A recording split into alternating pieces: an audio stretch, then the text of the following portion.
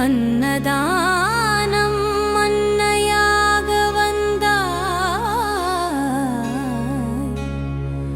அருள் வாக்குப்படி நாகசித்தன் சொல்லே.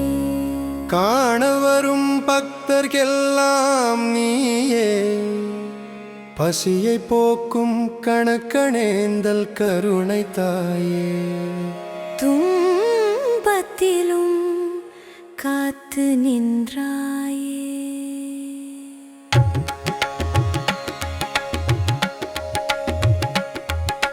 மண் பாதை நனைந்தது மழையாலே தாயே, மக்கள் மனம் துள்ளுது அருளாலே தாயே. தவிலோசை கேட்டதும் வருவாயே தாயே தாயே. மஞ்சள் நீரில் அபிஷேகம் செய்தோமே தாயே தாயே. நாகசித்தன் அருள் வாக்கும் நீதானே தாயே. கேட்ட வரம் நொடியில் தந்தாயே